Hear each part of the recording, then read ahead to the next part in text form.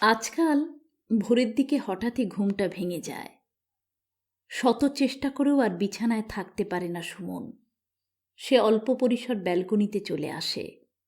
ওখানে দাঁড়িয়ে চোখ ঘুরিয়ে আনলে কাছারি মাঠ, ওয়ারিং হেস্টিংসের বাংলো, মাটি কাটবার কাজ করা সাঁওতালদের ঝুপড়ি পার হয়ে দুধের বাজার, এই সব। ভোরে একরকম নরম হাওয়া বয়, আর দৃশ্যগুলোর ওপর যেন হালকা রেশমির চাদর বেছানো থাকে। আজকাল ঘুম ভেঙে গেলে অস্থিরতার বদলে ব্যালকনির প্রশান্তিটাই টানে সুমনকে। 100 স্কোয়ার ফিটের ব্যালকনির একপাশে নূপুরের স্বাদের অ্যাকোয়ারিয়াম, বুবাইয়ের রাজ্যের ভাঙা আধভাঙা খেলনা, দড়িতে ঝুলতে থাকে ঘর মোছার নেতা, হাবিজাবি জামা কাপড়। ওগুলো সরিয়ে এক চিলতে জায়গা করে নিয়েছে সুমন। এটা তার ভোরবেলাকার ওড়না ঢাকা আড়াল। রেডিওর বিশেষ চ্যানেলে এই সময় ভক্তিগীতি বাজে। আকাশে হালকা মেঘের বুটি দাগ থাকে। দৃষ্টিটাকে সামনে মেলে স্থির হয়ে তাকিয়ে থাকে সুমন।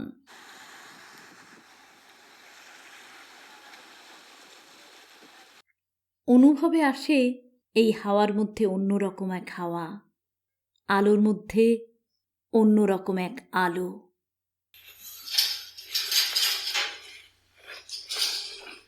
তারপর দিন ফোটার সঙ্গে সঙ্গে আড়াল ভেঙে যায়। একসময় সুমন ব্যালকনির গ্রিলে থাকা ঝুলন্ত দড়িটা টেনে তোলে। দড়ির প্রান্তে বাঁধা ব্যাগটা উঠে আসে। খবরের কাগজ, দুধের প্যাকেট। ফ্ল্যাট বাড়ির এই এক কালচার।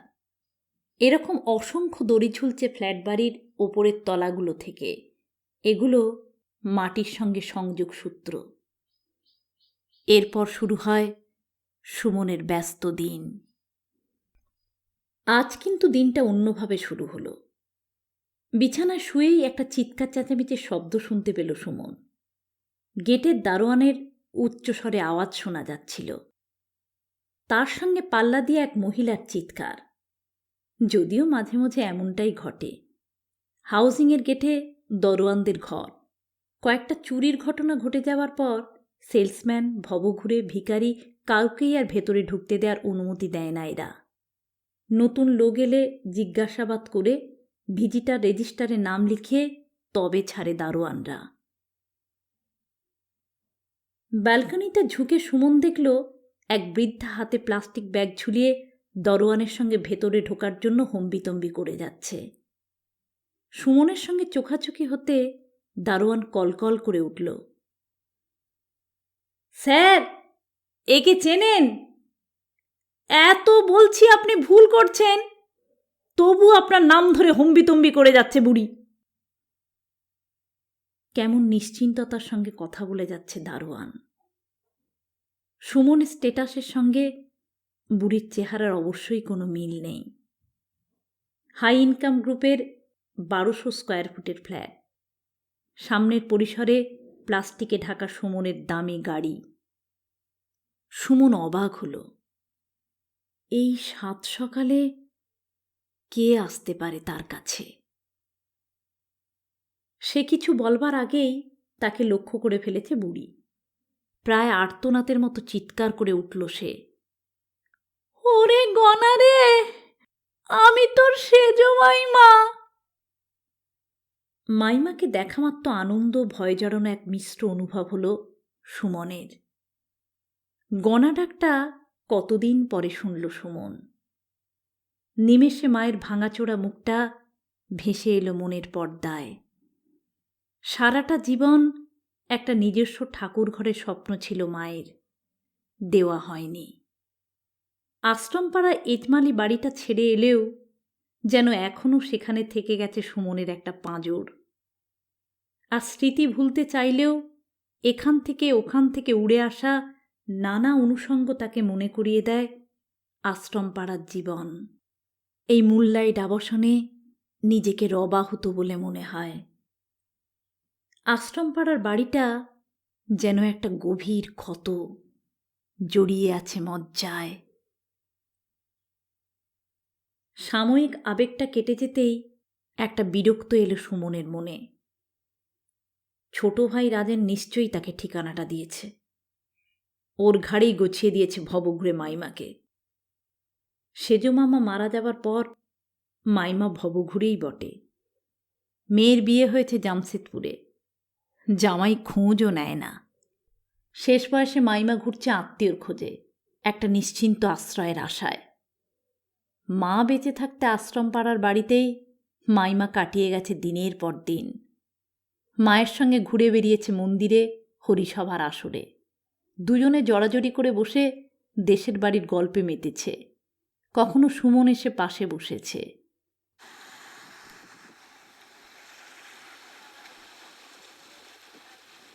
ঈষৎ অন্ধকারে বারান্দাময় যেন ফাঁকা মাঠের রু রু হাওয়া বইছে, বয়ে যাওয়া রূপসা নদীর কলুষণ।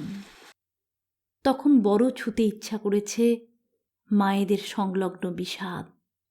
মাইমার বলিরেখাময় মুখমণ্ডল যেন একটা টলটলে দিঘির মায়া। একটা স্মৃতি মাইমাকে ঘিরে সুমনের বুকের মধ্যে লিপটে আছে। কোনো মন খারাপ করা অসতর্ক মুহূর্তে বুকের আয়নায় ভেসে ওঠে একটা জলচ্ছবি। সেজ মামা বেঁচে থাকতে কতবার বেলঘড়িয়ার বাড়িতে গেছে সুমন।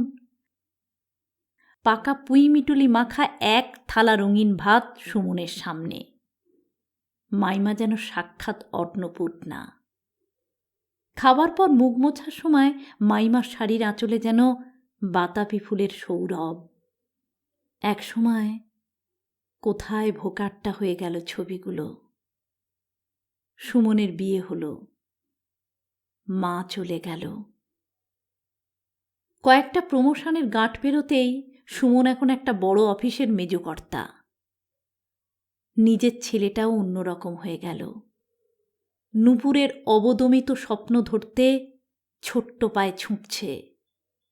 স্পোকেন ইংলিশ শেখা, রবিবারে ক্রিকেট কোচিং, ক্যারাটে ক্লাস, কত কি।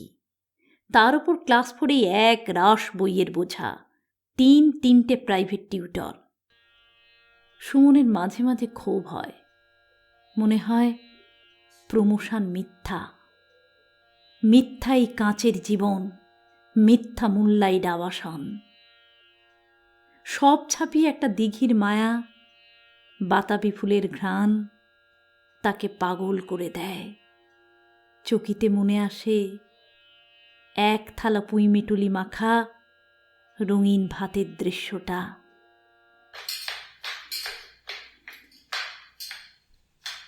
সুমন নিজেই হাত ধরে ওপরে নিয়ে এলো মাইমাকে। তার শীর্ণ হাত দুটো কেমন হিম। এক বিড়ম্বনার ভয়ে ধ্বস্ত হল সুমন। নূপুর ব্যাপারটা সহজে নেবে না। তার সঙ্গে 5 দিন কথা বন্ধ। গত সপ্তাহে এক বন্ধুর পাল্লায় পড়ে একটু বেশি ড্রিঙ্ক করেছিল সুমন। বাড়ি ফিরে সারা রাত তর্ক বিতর্কের পর কথা বন্ধ। এরকম অবশ্য মাঝে মধ্যে হয়। দুটো পুতুল মানুষ যেন পাশাপাশি হেঁটে চলেছে 1200 স্কোয়ার ফিটের সাজানো ফ্ল্যাটে। যতটুকু কথা হয় বুবাইকে কেন্দ্র করে ভাব বাজছে, কিন্তু এত সাবধানতা বৃথা গেল। সুমন মাইমাকে বলল, প্লাস্টিক ব্যাগটা ওই কোণে রাখো, এতটা পথ এসেছ, জিরিয়ে নাও। তবুও মাইমা সুমনের হাত ছাড়ল না। নূপুর কখন বেরিয়ে এসেছে। বিশ্বস্ত রাত পোশাক তার পরনে, কপালে ভেঙে যাওয়া টিপ। ওদের দেখল এক মুহূর্ত, তারপর গলা পাল্টে বলল, মাইমা কতদিন পরে এলেন, এই সকালবেলা কোথা থেকে এলেন? নূপুরের জিজ্ঞাসার উত্তর দেওয়ার বদলে মাইমা কেঁদে কেটে একটা সিন ক্রিয়েট করে বসল। চিৎকার করে উঠল, ওরে গনা রে, একটু ঠাঁই দে বাবা, কত কাল আর ভেসে বেড়াবো। আজকাল চোখে ভালো দেখি না, মাজায় জোর নেই, তোরা ছাড়া আমার কে আছে বাবা? আজ ঠাকুরজি থাকলে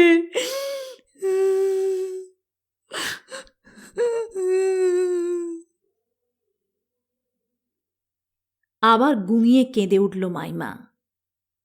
সুমনের অস্বস্তি লাগছিল। পাশের ফ্ল্যাটের বোসবাবু গাছে জল দেওয়ার আছিলায় এদিকে কান খাড়া করে আছে।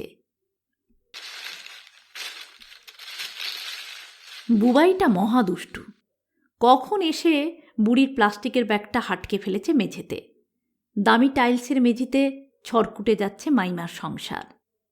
একটা রাধাকৃষ্ণের ছবি, তামাকের কৌটো, আধময়লা কয়খানা জামা কাপড়, জপের মালার থলি, আরও কত কি। সুমন ধমক দিল, এসব কি হচ্ছে বুবাই? ঘরে যাও, বিরক্ত করো না ঠাকুমাকে। মাইমা কিন্তু বিরক্ত হল না। বুবাইকে দেখে ভাববদল হলো তার চোখে মুখে। ও আমার দাদু রে, কি সুন্দর চেহারা হয়েছে। আমি তোকে বিয়ে করব বলে এসেছি। আমি ঠিক খবর পেয়েছি রাজেনের কাছ থেকে। দেখ দাদু ভাই, তোর জন্য কি এনেছি। প্লাস্টিকের ব্যাগ হাটকে বের করলো একটা প্লাস্টিকের ব্যাট বল। নাও দাদু ভাই। বুবাইয়ের এ অভিজ্ঞতা কখনো হয়নি। সে কেমন মজা পাচ্ছিল এই দৃশ্যে। জিনিসগুলো নেয়ার আগেই নুপুর তাকে হ্যাঁচকা টানল। যাও, ঘরে গিয়ে পড়তে বসো। সুমন কিছু বলতে যাচ্ছিল। তাকে কথা বলার সুযোগ না দিয়ে নুপুর বলল, মাইমার জিনিসপত্র ওদিকে নিয়ে যাও। ভাড়ার ঘরের পিছনে ক্যাম্পখাট পেতে জায়গা করে দাও। মাইমা হাত পা ধুয়ে রেস্ট নেই, রাজ্যের কাজ পড়ে আছে। দুদ্দার করে ঘরে ঢুকে গেল নুপুর। সুমনের স্বস্তি লাগল। তবুও মন্দের ভালো, মাইমার আশ্রয়ের একটা সমাধান করা গেল। ফ্ল্যাটটা রিডাকশনের পর ফ্ল্যাটের পিছন দিকে এক চিলতে জায়গা বেঁচে যায়। সেখানে ক্যাম্পখাট পেতে মাইমার জিনিসপত্র রেখে দিল সুমন। উপহারটা নাতিকে না দিতে পারায় মাইমা কেমন থমকে গিয়েছে। সুমনই বলল, মাইমা রাগ করো না। এখানে থাকতে হলে চুপচাপ থাকতে হবে, বুঝে কথা বলবে। এ তোমার আশ্রম পাড়া নয়, এখানে আমার একটা সম্মান আছে। হ্যাঁ হ্যাঁ, তাই তো তাই তো। মাইমা কেমন বোকার মতো হাসল।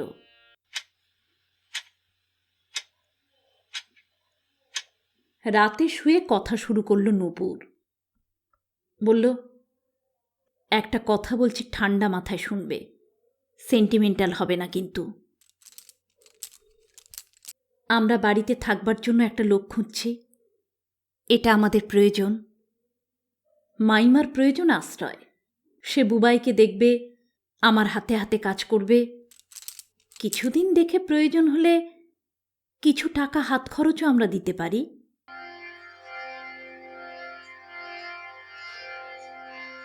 সুমন কেমন আঁতকে উঠল। বলল, কি বলছো তুমি নুপুর? মাইমা আমার নিকট আত্মীয়, একটা অবসেশন। ছেলেবেলায় মাইমার বাড়িটাই ছিল আমার তীব্র আকর্ষণ। নুপুরের স্বরে কেমন খর যুক্তি ছিল। সে বলল, তাহলে আর কোন দুঃখে মাইমা এখানে থাকবে?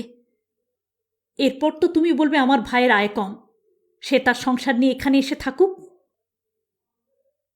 তারপর আবার গলা নরম করল নুপুর। তুমি কি ভাবো তোমার একারই সেন্টিমেন্ট রয়েছে? এসব দিয়ে এখন আর পেট ভরে না, বুঝলে? এটা প্রয়োজনের যুগ।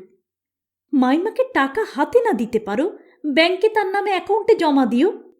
যাবার সময় মাইমার একটা জোর থাকবে। এ যুগের মূল মন্ত্র হলো ready money and good health, বুঝলে? একটা কথা এসে গিয়েছিল ঠোঁটের ডগায়। জোর করে সংযত হলো সুমন। এখন আর কথা বাড়ালো না। বাইরে মাঠের কোনায় ডোবায় হয়তো কোনো সাপ ব্যাঙ ধরেছে। ব্যাঙটার আর্ত চিৎকার বিষিয়ে দিচ্ছিল রাতের বাতাস। সুমন নিজের মধ্যে প্রশ্নোত্তর খেলতে খেলতে একটা সিদ্ধান্তে আসে। তবুও তো মাইমার একটা আশ্রয়ের হিল্লে হলো। এসব কথা তাঁকে না জানালেই হলো।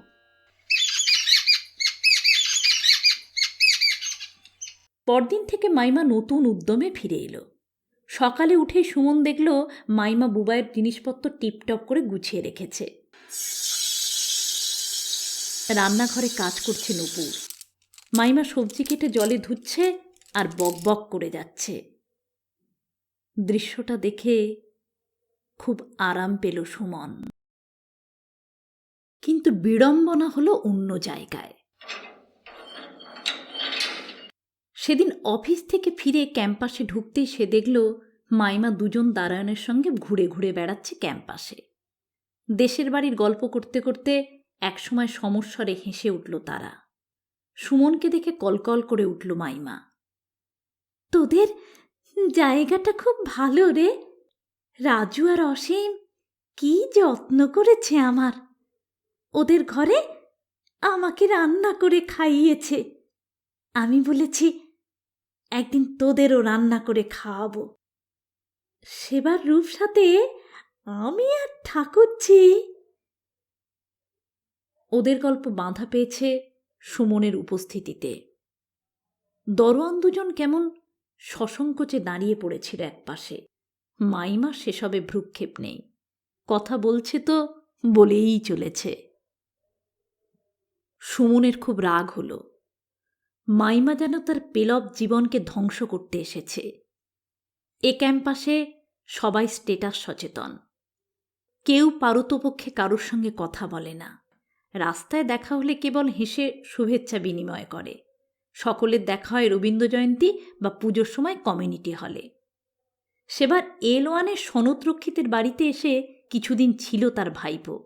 ছেলেটা বাংলাদেশ থেকে এসেছিল, সরল গ্রাম্য প্রকৃতির।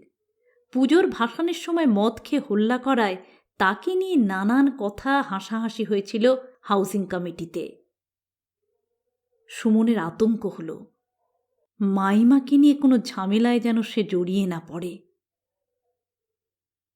এখানে চারপাশে নানা চোখ একে অপরকে প্রতিনিহত জরিপ করে চলেছে। সুমন বলল, মাইমা, এভাবে এত্তার সঙ্গে মিশবে না। তোমার সরলতাই আমার কাল হবে। ঘরে থাকবে, ঠাকুরের নাম গান করবে। মাইমা কেমন বোকার মতো বলল, লোকের সঙ্গে কথা বলতে পারবো না বাবা। রাজুরা খুব ভালো। ওদের পরিবার দেশের কত গল্প করলো আমার সঙ্গে। সুমন বিরক্ত হলো। আহ, যা বলছি তাই করবে। এখানে থাকতে হলে তোমার টই টই করে ঘোড়া কমাতে হবে। কোথাও আলটপকা কথা বলবে না। সুমনের গলার স্বরে এমন কিছু ছিল, চুপ করে গেল মাইমা। কয়েকদিন চুপচাপ থাকল। আবার অন্য উপসর্গ শুরু হলো। ওদের স্বামী স্ত্রীর ঝগড়ার মাঝে এসে দাঁড়ালো মাইমা। হয়তো দুজনেরই কোনো ব্যাপারে ঝগড়া হয়েছে। মাইমা এসে নূপুরকে বলল, কি হচ্ছে এসব বৌমা? স্বামী মেয়েদের সব। আমরা কখনো স্বামীর মুখের ওপর কথা বলিনি। হয়তো ছেলেকে পড়াতে বসেছে নূপুর। পড়ানোর সময় বুবাই পড়া না পারলে নূপুর খুব টেন্স হয়ে যায়। এ সময় চিৎকারে পড়ার ঘরটা গমগম করে। এ সময় পারতপক্ষে সুমনও ওখানে যায় না। মাইমা হয়তো মালা জপছে বারান্দার এক কোণে। জপ থামিয়ে উঠে আসে। মার মুখে নূপুরকে আড়াল করে বলেছে, এসব কি বৌমা? ওদের এখন খেলার বয়স। ঘুমে বুবাইয়ের চোখ ছোট হয়ে আসছে। ওকে এখন ছাড়ো তো, অনেক পড়েছে।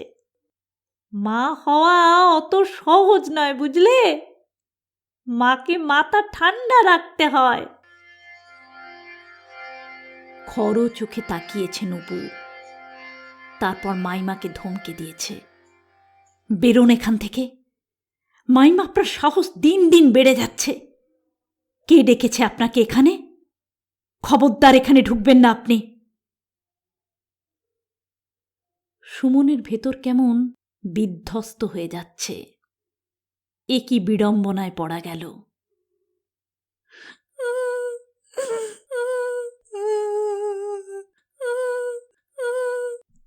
ঘর থেকে বের হয়ে এসে সুমন দেখল মেঝের কোনায় বসে খুন খুন করে কাঁদছে মাইমা। রাগ গলে জল হয়ে গেল, মন খারাপ করল। কাছে এসে মাইমার পিঠে আলতোভাবে হাত রাখল সে। হাতের স্পর্শে কেঁপে উঠল বৃদ্ধা।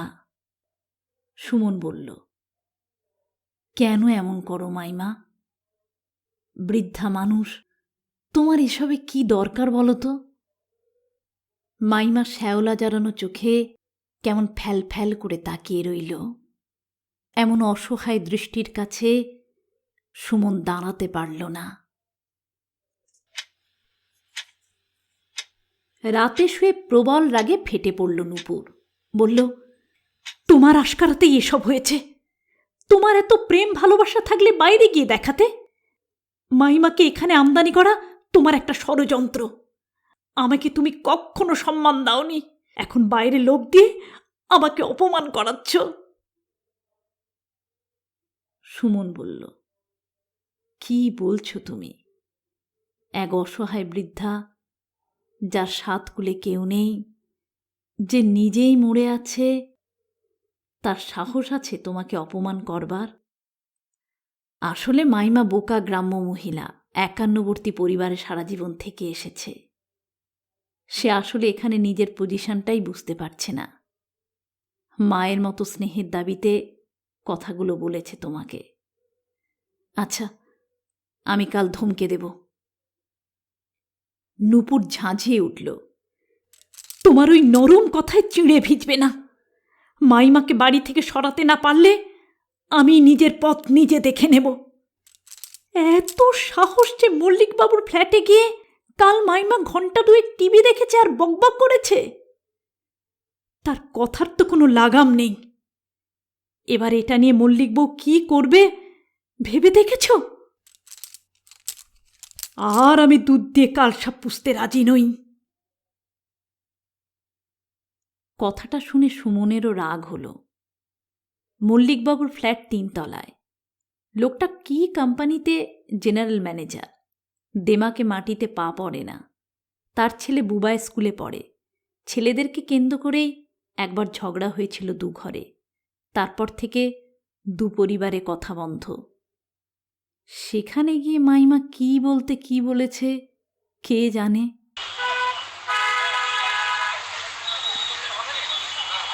আজ অফিসে বসে নিজেকে নিয়ে চুলচেরা বিশ্লেষণ করল সুমন। তার মনে হলো এই সস্তা আবেগের নেশা থেকে তার পরিত্রাণ চাই। কেউ বুঝবে না তাকে, আর মাইমাও তার স্বভাবের পরিবর্তন করতে পারবে না। এরকম চলতে থাকলে মাইমাকে কেন্দ্র করে তার দাম্পত্য জীবন অতিষ্ঠ হয়ে উঠবে। যে করেই হোক মাইমাকে সরানো প্রয়োজন। অফিসে বসেই ফোন করল রাজেনকে। মাইমাকে নিয়ে যাওয়ার ব্যাপারে প্রথমে খুব আপত্তি করছিল রাজেন। তার অল্প আয়ের সংসার, নানা অসুবিধের কথা বলে এড়িয়ে যেতে চাইছিল সে। কিন্তু ঘণ্টাখানেকের চেষ্টায় এবং মাসে বেশ কিছু টাকা দেওয়ার অঙ্গীকার করে রাজেনকে ঠিক কবজা করে ফেলল সুমন। কিন্তু মাইমাকে খবরটা কিভাবে দেবে সে কথা ভেবে স্বস্তি পাচ্ছিল না সুমন। এই একটা খবরেই বুড়ির স্বপ্ন ভেঙে চুরচুর হয়ে যাবে। তার চোখের কোণে আধভাঙা স্বপ্নের জাল। নুড়ি পালক জমিয়ে আবার একটা সংসার রচনা করতে চাইছে বৃদ্ধা। সন্ধ্যায় বাড়ি ফিরে সুমন দেখল নূপুর বাড়িতে নেই। বুবাইকে নিয়ে হয়তো সাঁতার ক্লাসে গেছে। খবরটা দেয়ার এটাই সুযোগ। গুটি গুটি পায়ে মাইমার কাছে এলো সুমন। ক্যাম্প খাটের কোনায় বসে মাইমা এক মনে মালা জপ করছেন। মাইমা কি সুন্দর পরিপাটি করে সাজিয়ে নিয়েছে এক চিলতে পরিত্যক্ত বারান্দা। সরু নাইলনের দড়িতে ঝুলছে তার পাটপাট করা সাদা থান কাপড়। খাটের কোণে দুটো ইটের ওপর কাগজ মুড়ে ঠাকুরের আসন। সুমন দাঁড়াতে মাইমা চোখ তুলে তাকালো। কখন ফিরলি বাবা? তুই পোশাক ছাড়, আমি চা করে দিচ্ছি। সুমন চমকে উঠল। ঠিক এভাবেই বলতো মা। সুমন নিজেকে শক্ত করতে চাইল। বলল, ঠিক আছে, তোমায় উঠতে হবে না, আমি চা খেয়ে এসেছি। তারপর একটু অন্তরঙ্গ হবার চেষ্টা করল। বলল, এই তো শীত গেল, এখানকার ওয়েদার খুব খারাপ, সন্ধ্যায় একটা র্যাপার গায়ে জড়ালে পারো তো। এ কথা সে কথার পর আসল প্রসঙ্গে এলো সুমন। বলল, মাইমা, এখানে তোমার মন টিকবে না, এখানে তোমার কোনো সঙ্গী নেই, কোনো ফ্ল্যাটে বৃদ্ধ বৃদ্ধা নেই। আজ রাজেনের সঙ্গে কথা বলেছি, তার ওখানে গেলে তুমি ভালো থাকবে। রাজেনের তো খুব উৎসাহ, কালই সে তোমাকে পাঠাতে বলেছে। জিনিসপত্র গুছিয়ে নাও, কাল সকালে আমি তুলে দিয়ে আসবো বাসে।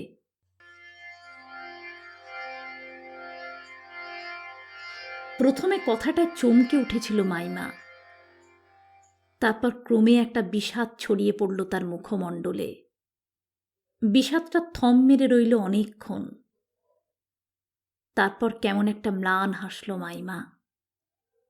বলল, ঠিক আছে, ব্যস্ত হোস না, আমার আর থাকা, কোথাও একটা কুণ্ডুলি পাকিয়ে শুয়ে থাকলেই হলো। তারপর দুঃখটাকে কপ করে গিলে কেমন সহজ হতে চাইল মাইমা। বলল, একটু খাটুনিটা কমা গনা, খাওয়া দাওয়া করবি ভালো করে। আজ সকাল থেকে মাইমার গোজগাছ শুরু হলো। সুমন স্থির দৃষ্টিতে দেখছিল নানান টুকরো জিনিস আবার প্লাস্টিকে গুছিয়ে নিচ্ছে মাইমা। যেভাবে এক জায়গার খাবার শেষ হয়ে গেলে যাযাবরেরা তাঁবু তুলে নেয়। একসময় পড়ে থাকে কিছু বাঁশের গর্ত, ভাঙা হাঁড়ি আর রু রু শূন্যতা। ওদিকে তাকিয়ে কেমন হাহাকার করে উঠল সুমনের মন। মাইমাকে সকালে যেতে দেয়নি নূপুর। বলেছে, না খেয়ে যাবেন না মাইমা, ঘরের অকল্যাণ হবে। দুপুরের পর রেস্ট নিয়ে বিকেলে সুমনই আপনাকে গাড়িতে তুলে দেবে। মাইমার দিকে তাকাতেই পারছিল না সুমন। মাইমার জন্য কিছু একটা করতে চাইছিল সে। কি মনে করে সকালে বাজার যাওয়ার আগে মাইমার খাটে থেবড়ে বসে পড়ল সুমন। বলল, মাইমা, কি খাবে বলো? তোমাকে একদিনও ভালো মন্দ করে খাওয়াতে পারিনি, আজ বলো তুমি কি খেতে ভালোবাসো। মাইমা মায়াবী চোখে তাকালো। না বাবা, আমার কিচ্ছু লাগবে না, তোরা ভালো থাক, তুই বলেছিস, এতেই আমার মন ভরে যাচ্ছে। তবুও সুমনের জোরাজুরিতে মাইমার কেমন আহ্লাদ হলো। বলল, খাওয়াতেই যখন চাইছিস, আমার জন্য একটু লাল লাল পুঁই মিটলি ফল আনিস তো বাবা, রেঁধে খাওয়াবো, তার স্বাদ ভুলতে পারবি না।